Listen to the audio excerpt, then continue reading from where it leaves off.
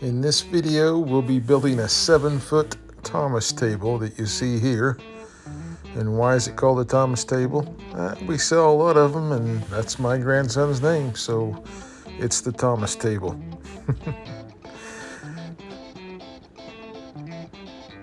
As you can see, it's out of walnut. This one has a different angle on the leg than we typically do. We typically do a 15-degree angle, and this one is only a 10-degree angle to make a little more room on the sides for chairs. And let's get started. I built another Thomas table about a month ago, and when I built it, I just bought wood for both of these tables because I knew this build was coming up. So I stored that wood up there above on that wall. We don't use that storage space very often, but it's nice to have when we need it. And you saw at the end of that last clip me cleaning off the mini split. And after having a mini split in my shop for a little over a year, 2 years, I would not recommend it. I'm not a big fan of the mini split, at least not in my shop. It has a terrible filter system, and you've got to constantly keep an eye on it to keep it clean. I'd much rather have just regular heat and air in there, but it is what it is at this point. Now here I'm just breaking down the boards to size for all the different parts and pieces. These pieces are all for the tops of the table.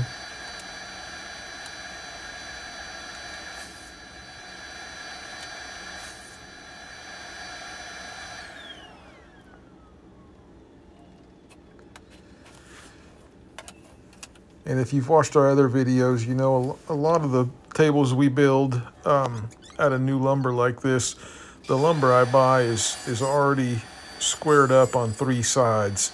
It's already surfaced on 3 sides. So I just cut it to length and then run it through the table saw on that 4th side to get it squared up and even.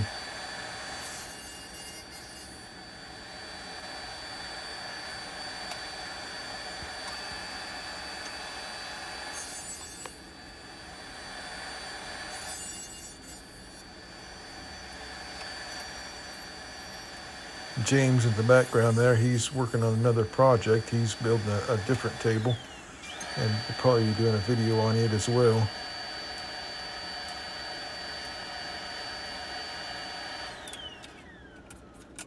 Now I'm just getting my top laid out, putting the boards in the order that they look the best together, deciding which face is going to face up.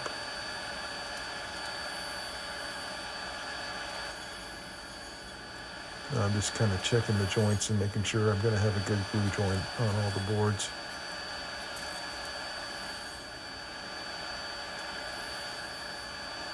And get this top glued up.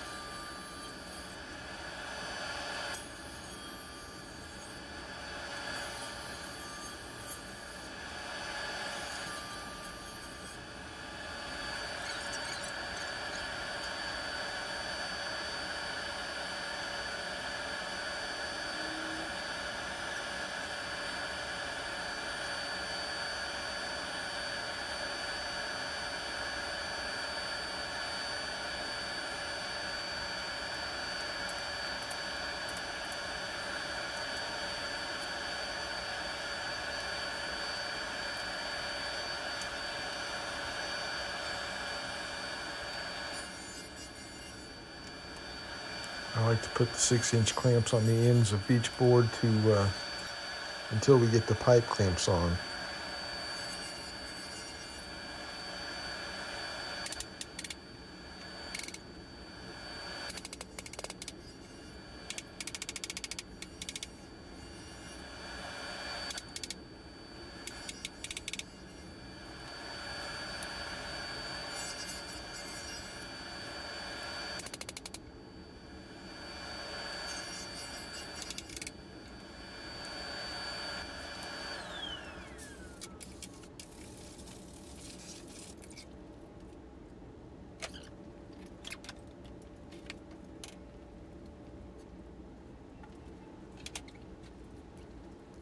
Now I'm going to start cutting the pieces up for the base.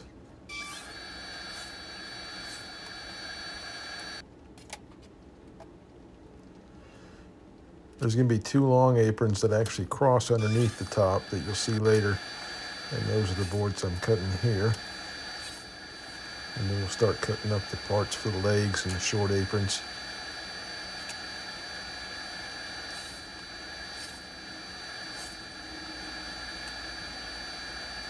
All these pieces are going to be glued up because this is just one by material, and I want to get it up to close to 2 inches thick. So we're going to glue all these up.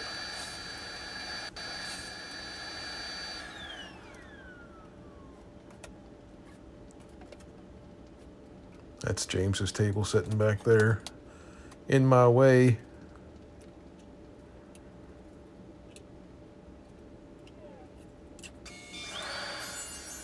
Now I'm just cutting these to rough width, and after I get them glued up and dried, we'll run them through the joiner and get a nice flat edge, and then back through the table saw to get a nice edge on the other side.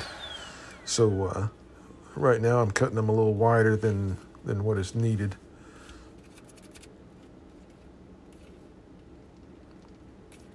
Gotta get that glue squeeze out of the way from the tabletop glue up.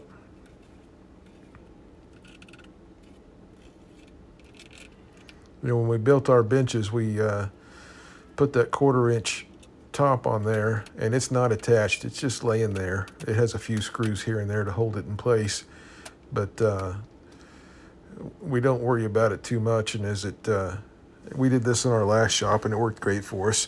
As it gets too old and too torn up, eventually we'll just take it off and replace it and put a brand new top on there. We've been using it for several years already, as you can tell by looking at it, but it's still in pretty good shape, and it'll probably last us a few more years before we need to replace it. And we work in here every day.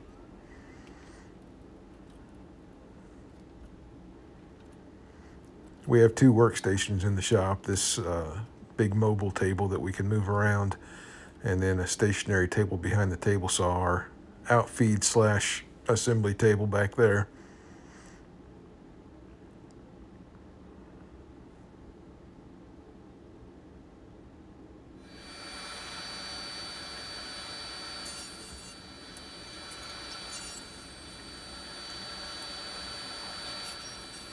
Now I'm cutting the pieces for our legs and our aprons to rough width.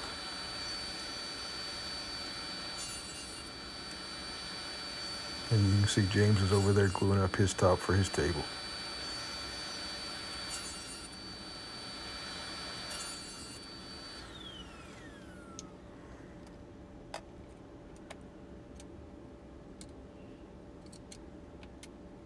Now I'm looking my boards over and picking the best sides to face out and making sure everything matches up okay.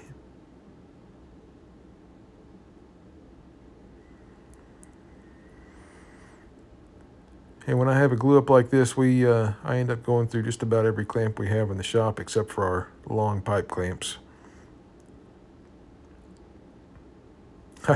I picked up these short pipe clamps from somewhere, and wasn't sure if I'd ever use them, but I've used them many times.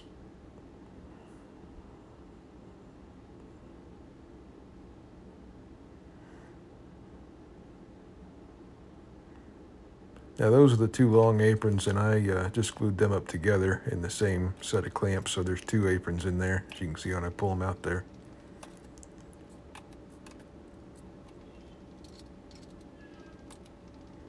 That big coffee table that's standing there that I keep having to walk around, it finally went home today, so I'm glad to have it out of the shop.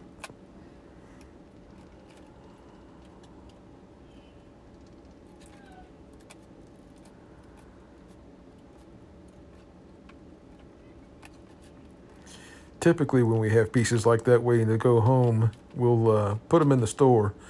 But that thing was so big and heavy, I really didn't want to set it down in the store and then have to get it back up again, so we just left it standing over there.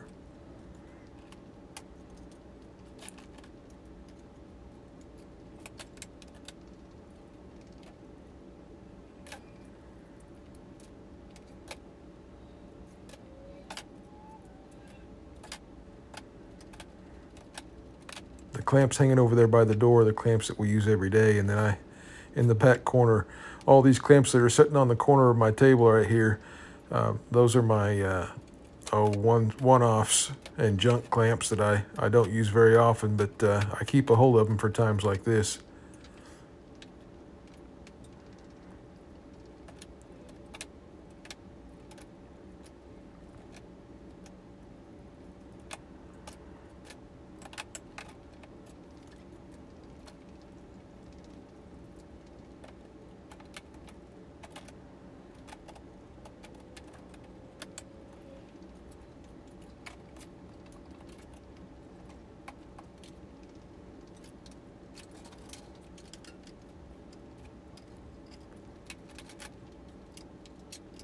That's my pile of junk clamps.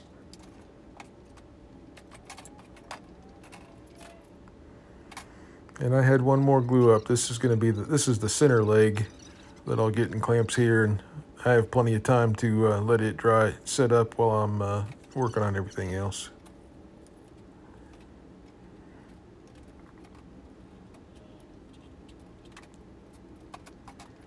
Does this table need a center leg? I'm not sure.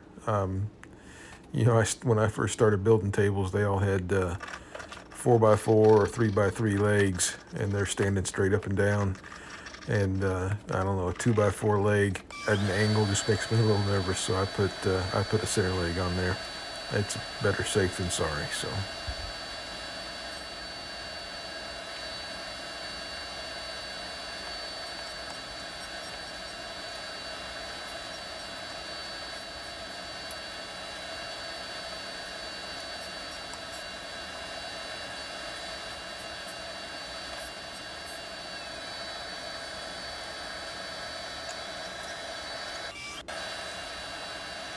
My dad always tells me at some point in the life of the table, somebody is going to stand on that table, and it needs to be able to take that weight. So that's always in the back of my head when I'm building something. Somebody's going to climb on it.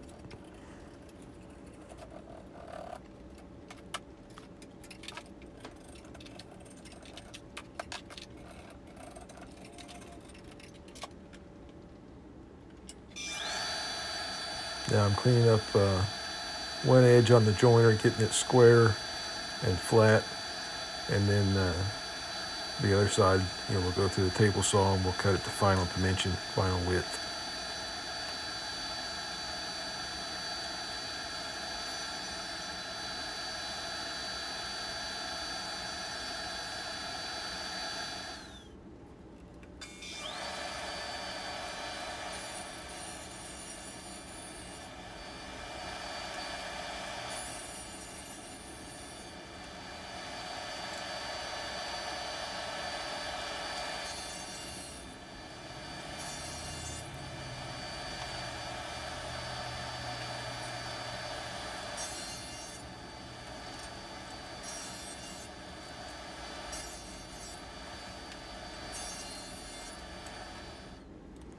You know, earlier I said that these legs had a 10-degree angle, and typically we have a 15-degree angle. Because that angle is different, I'm having to remeasure the length of the leg standing at that angle. So I lay it out like this and use that T-square to measure up and get the right length for that leg.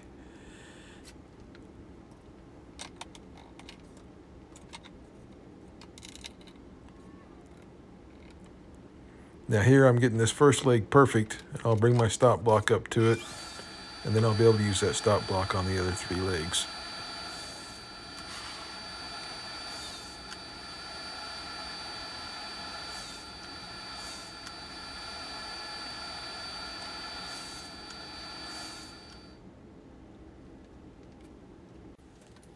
Now these legs are going to get a taper on the back of them, and that's what I'm laying out here is that taper. And I'll use a Rockler taper jig to cut that on the table saw.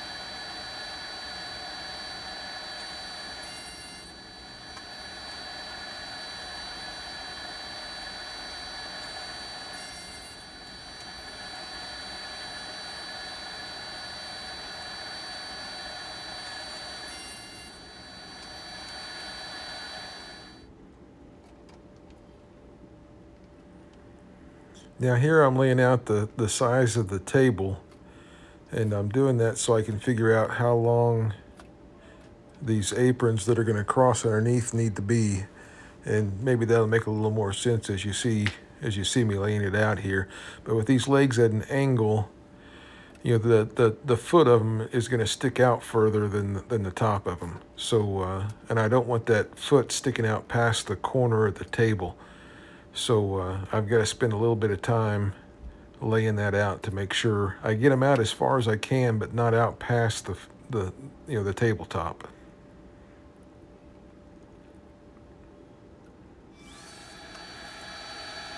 So we figured that number out, and now we're cutting our aprons to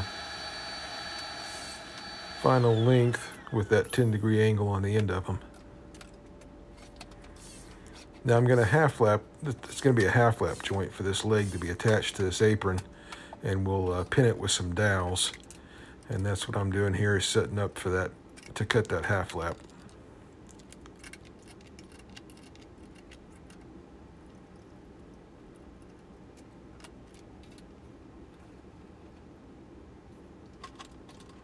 Now I'll get some scraps out of the trash can that were cut off from these legs to make sure my half lap is accurate.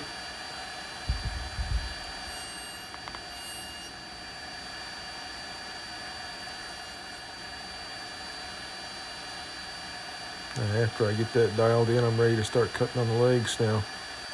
And here I'm scoring that with a knife where that blade is going to come out the back side, just to help prevent chip out. And I'm using the angle on the end of the leg up against the fence to set my miter gauge.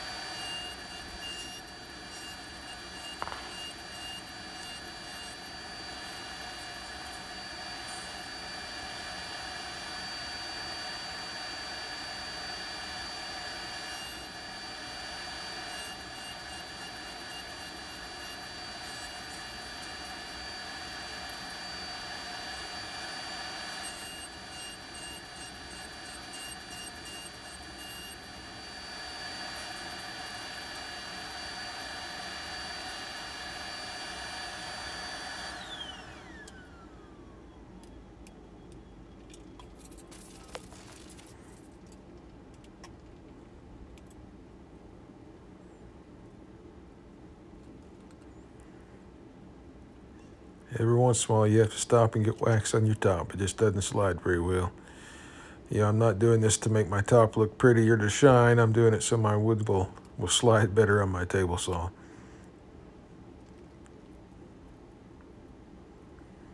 Now I'm getting ready to do the half lap on the end of those long aprons. So I'm going to use this to support the other end of it there off the table.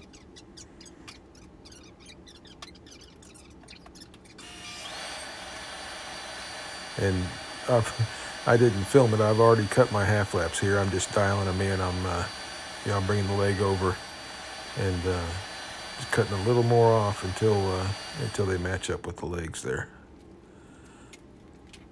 Now we're going to move back to the tabletop. It's out of clamps. And I'm just using this to flatten out just that edge there, because I'm getting ready to cut the edge with my track saw. And I like to have a good flat surface to do that on, so any glue squeeze out or whatever I just cleaned up with the sander.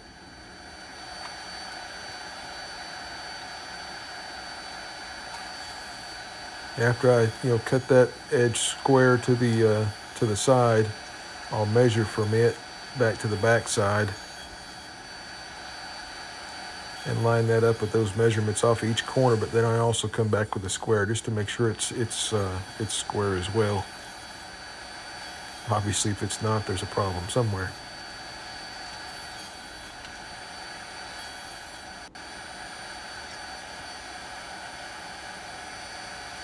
Yeah, we're using these chalk lines to lay out that X. This is the bottom side of the tabletop, by the way. And I'm using those chalk lines to lay out my aprons that are going across the bottom And after I get them lined up on there, I'll mark where the half flap goes on those, so I can get that cut.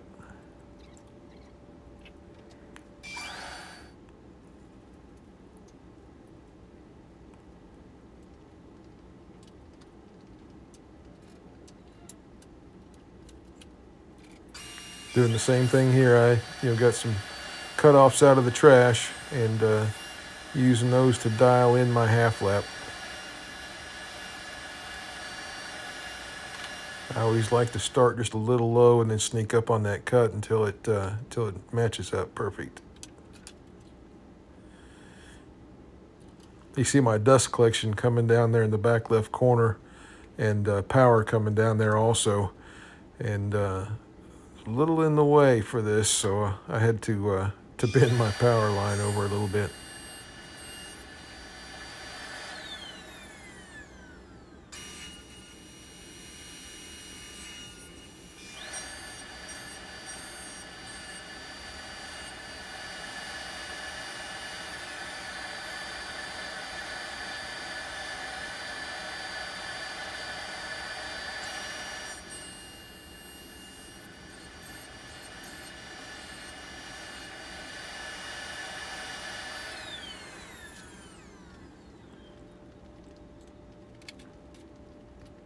Let's see how we did. Looking good.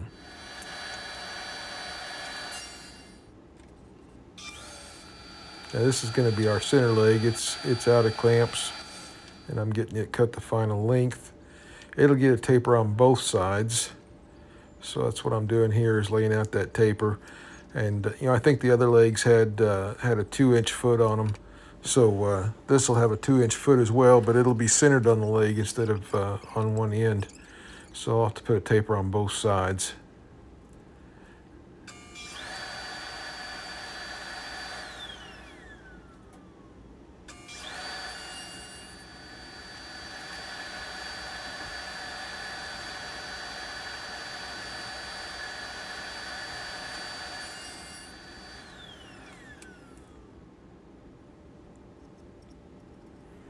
Now I don't film it, but I cut a half flap for that center leg too. I was laying that out there, and now I'm putting it together.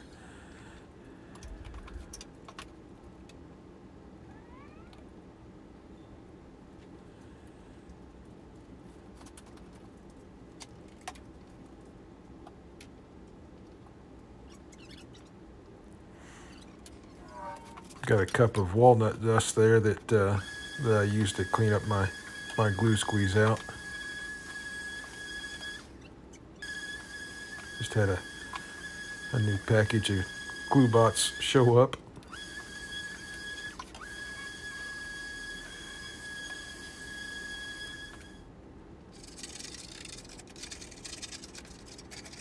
We'll get all the squeeze out, the dried up glue cleaned off there, and start smoothing it out with the belt sander. And in our experience anyway, it seems to go a lot quicker when we sand across the grain like this, and that does cause a lot of scratches. We're using an 80 grit sandpaper on there. So once I get done with this, I'll come back and start and sand with the grain to get rid of those scratches, which is what I'm doing here.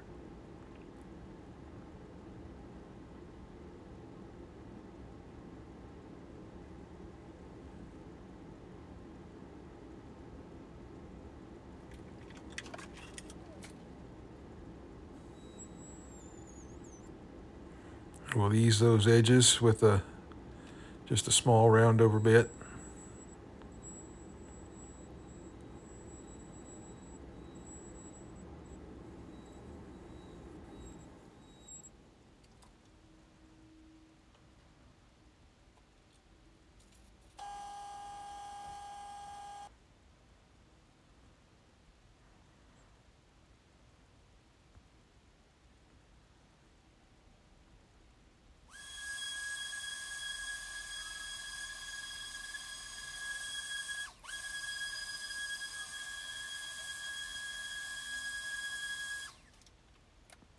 And we'll start getting this base assembled.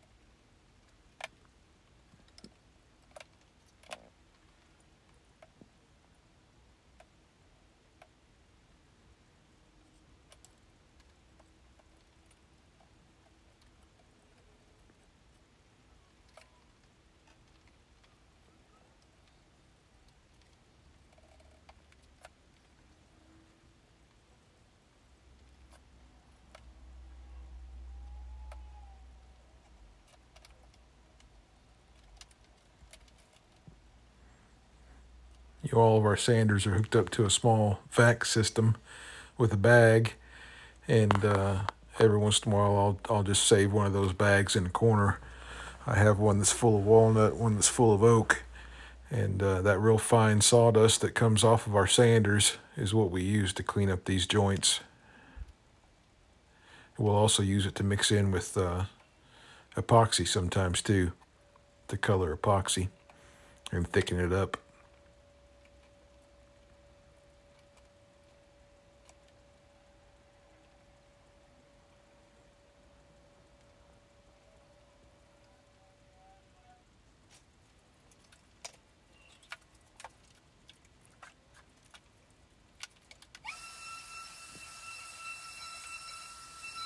This base dried overnight, and we're ready to. We use a large round over bit on the base, give it a nice soft edge. And with the shape of the legs, I really like the big round over on this. Looks really nice.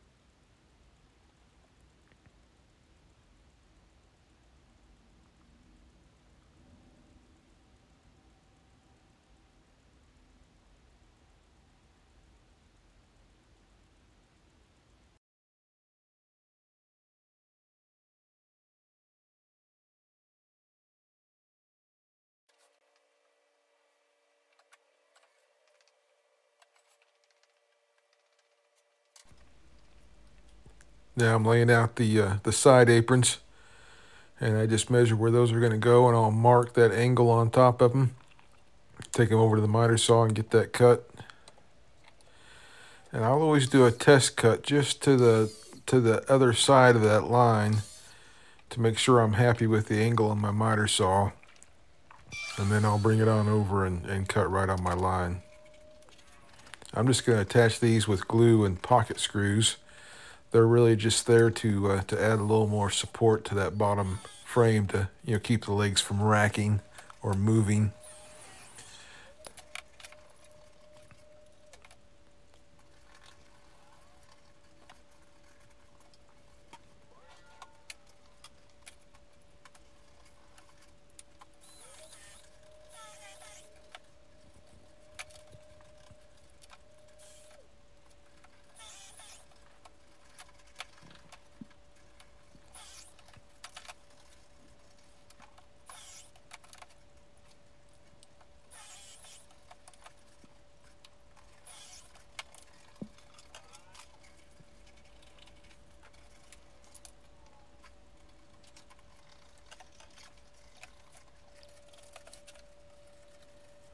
I'm going to put a pipe clamp across the back here, and I'm not putting too much pressure on that, but that is holding those legs in place, because with that angle on there, as I'm trying to get that that small apron in where I want it to be, if I pushed on that with very much pressure without that clamp there to hold those legs in place, they would go wider than they're supposed to be. So that clamp's just there to hold those in place while I'm getting that done.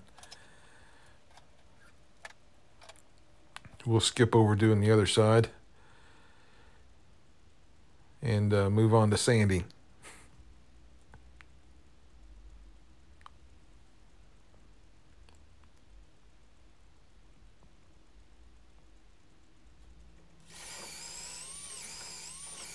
Yeah, I'm drilling for our dowels in the half flaps, just to give that half flap a little more support, strength. And you can see I've got a board on the back side there clamped on as well, and that really helps keep that hole clean on the back side as that drill bit pops through. I've got some oak dowels that I just bought at Lowe's, and I like to contrast the color with those oak dowels in my walnut table. I'm not a big fan of mixing wood types, wood colors, but that little accent is nice.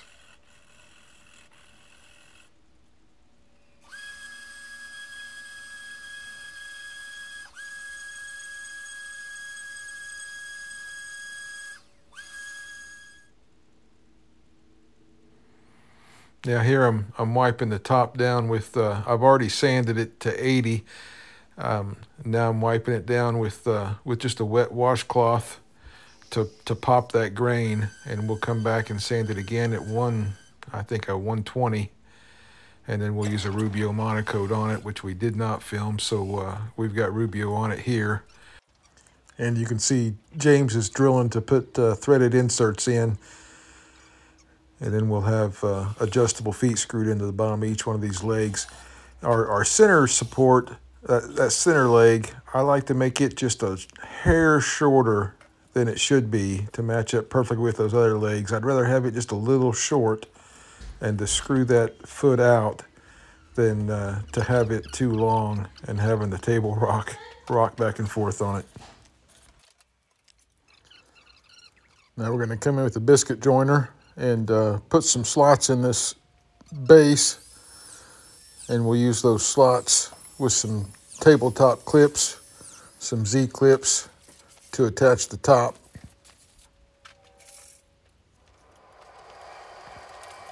Now we're just getting that top centered up on the base, and I'll get some of those Z-clips out and get it attached, and this table will be done.